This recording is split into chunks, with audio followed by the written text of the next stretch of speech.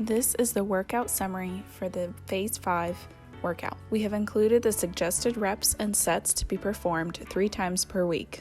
These exercises are intended to be performed at the suggested exertion rates and target heart rate zones that are explained later in the video.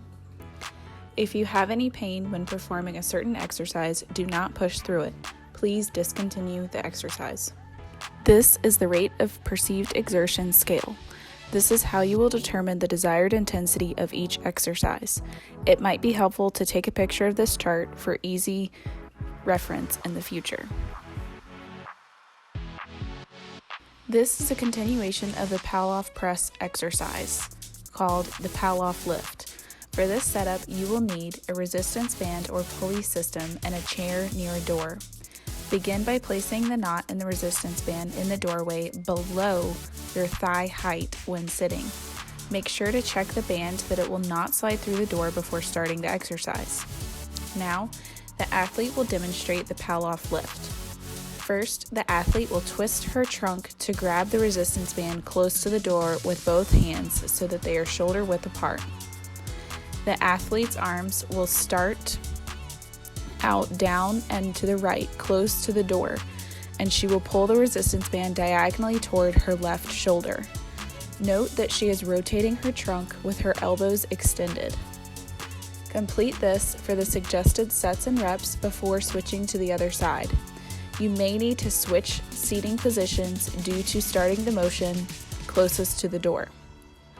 This is the correct way to perform this exercise. Do not bend your arms while performing this exercise. Make sure to perform in a slow and controlled motion to allow for proper strengthening. Do not quickly come back to the starting position after you have completed the lift. This next exercise is the chest press.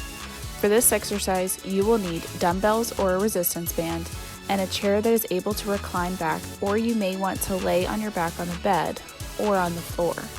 If you are using resistance bands, you will first need to place the midpoint of the band underneath your shoulder blades. Next, you will place each end of the resistance band in the respective hand and begin with your arms at a 90-degree angle and your elbows bent at 90 degrees as well. Next, you will straighten your elbows so that your arms are directly over your shoulders. Hold this position for 2 to 3 seconds. Then you will bend your elbows to return to the starting position and make sure to keep your shoulder blades down and back. Make sure you perform this in a slow and controlled manner. This is the correct way to do this exercise. Perform this exercise for the suggested sets and reps. Do not perform with your upper arm close to your trunk or with your shoulders less than 90 degrees abducted. Do not lock your elbows when they are extended. Do not allow your shoulder blades to rise off of the floor. The next exercise is the Lat Pull Down. For this exercise, you will need a chair, a resistance band, and a doorway. To set up this exercise, you will need to tie a knot in the middle of your resistance band. You may need someone to help you shut the knot in the top of the doorway to make sure it is secure. Make sure that you are able to reach the ends of the band. You will then sit in your chair facing the doorway so that your trunk is aligned with the resistance band. Try not to sit with your back against the chair if possible.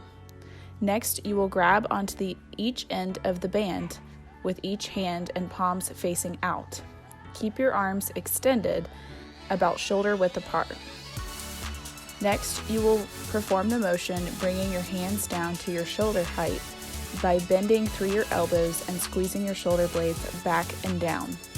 Your arms should stay aligned with your trunk throughout the entire motion.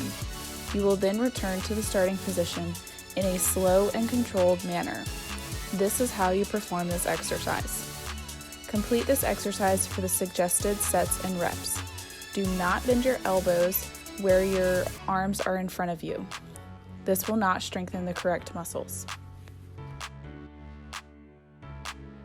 The aerobic cardio rows will require the following equipment: a low resistance band or pulley system, a sturdy surface to attach the resistance band to, and a chair. Start by attaching the resistance band to the sturdy surface or in the hinge of a doorway. You want to have 2 pieces to hold, one with each hand, and make sure that it is sturdy before beginning. Now the athlete will demonstrate how to do this exercise. Make sure to start slow to ensure the proper posture and form. The pattern to follow for this exercise is to start with both arms extended, leaning forward in your chair. Next, you will lean back to a neutral posture with your arms still extended. Then flex your elbows and shoulders so that your elbows go just past your sides but are tight against your body. Next, straighten your elbows and lastly, lean forward. This is one complete cycle of a cardio row. Complete this slowly until you get used to the pattern. Once you are comfortable with the form, you can increase the speed. Ideally, while doing this exercise, you should be in the moderate to vigorous heart rate zone. The slide before shows how to calculate your heart rate zone. It is important to remember to monitor your RPE while doing this exercise.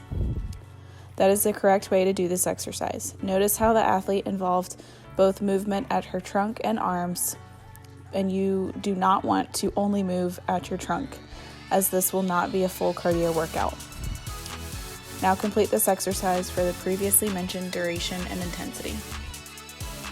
Floor transfers on an unstable surface is the next exercise. We have added in a component of an unstable surface to apply this to being outside or in a condition where you will not have an ideal sturdy surface. You can perform this outside in a grassy area, or you may use a pillow to sit on inside. Note that this will increase the difficulty of the task. You may need someone to help bring equipment outside to set up, or even need someone to stand by for safety when performing this. For this task, you will need a chair or a couch to transfer to, floor space, and it is optional to have a small stool for an easier level to transfer to. This transfer will be performed with your back to the surface you are transferring to. Once your back is against the surface you are transferring to, place your right hand up onto the chair while supporting most of your weight with the extended arm that is still in contact with the floor. Next, bring your other hand up onto the chair. It will be helpful for you to really lean forward with your trunk as you bring your second arm and body up to the chair. This portion of the transfer is very similar to the tricep step-ups that were performed in phase 3. Next, you will walk yourself back